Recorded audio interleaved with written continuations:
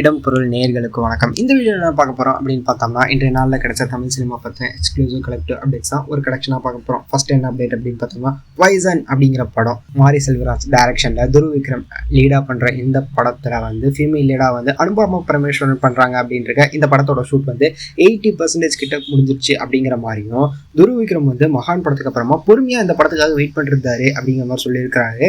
So இந்த படத்தோட release வந்து கூடிய சீக்கிரமே இருக்க போகுது அப்படிமா சொல்லியிருக்காங்கப்பா. இந்த ஃபர்ஸ்ட்லேயே இருக்க போகுது அப்படிங்கமா சொல்லியிருக்காங்க.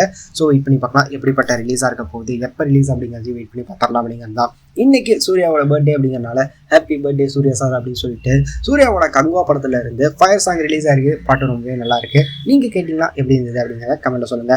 மூக்குத்தி அம்மன் பார்ட் 2க்கான அனௌன்ஸ்மெண்ட் விட்டுருந்தாங்க அப்படின்லாம் இருக்க. ரவுடி பிக்சர்ஸ் அண்ட் வேல்ஸ் இந்த படத்தை சேர்ந்து தயாரிக்கிறாங்க அப்படின்னு இருக்க.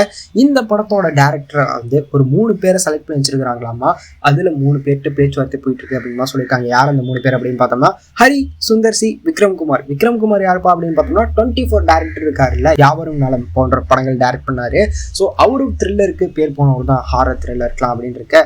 இந்த 3 பேர்ல யார் டைரக்ட் பண்ண போறாங்கன்னு தெரியல. உங்களோட சாய்ஸ் என்ன அப்படிங்கிறத கமெண்ட்ல சொல்லுங்க. பிரதீப் ரங்கநாதன், எஸ்ஜே சூர்யா இவங்க 2 பேர் சேர்ந்து நடிக்கிறாங்கல்ல. அனிருத்தோட மியூசிக்ல விக்னேஸ்வரன் டைரக்ஷன்ல இருந்து உருவாகிட்டு இருக்க படம் தான் LIC அப்படிங்கிற படம். இந்த படத்தோட டைட்டில் வந்து மாத்திருக்கிறாங்க அப்படிங்கிற மாதிரியும், இந்த படத்துக்கு வந்து பிரச்சனையாச்சுப்பா. LICல இருந்தே வந்து பிரச்சனை பண்ணாங்க, LICங்கிற பேர் வைக்கக்கூடாது அப்படின்னால டைட்டில் மாத்திருக்கிறாங்க.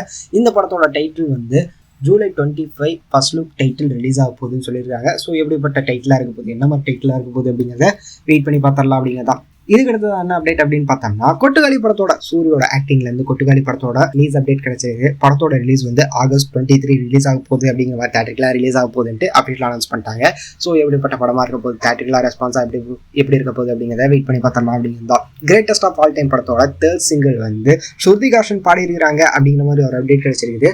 பாட்டு எப்போ ரிலீஸ் பண்ண போறாங்கன்னு தெரியல, பார்த்தரலாம்ப்பா. அதையுமே விஷ்ணுவர்தன் டைரக்ஷன்ல இருந்து கவின், நயன்தாரா லீடா பண்ண போறாங்க. நயன்தாரா வந்து ஏதோ சிஸ்டர் ரோல பண்ணுவாங்கப்பா கவின் அப்படின்னு பார்த்தோம்னா, அவங்க தான் பேர் அப்படிங்கிற மாதிரி நேத்து ஒரு போட்டோ வைரல் ஆகிட்டு இருக்கு இன்டர்நெட்ல. அவங்களே ரிலீஸ் பண்ணியிருந்தாங்க, அந்த போட்டோ வைரல் ஆகிட்டு இருக்குது. மாஸ்க் அப்படிங்கிற மாதிரி இந்த படத்தோட மியூசிக் வந்து ஜென் மார்டின் பண்றாரு.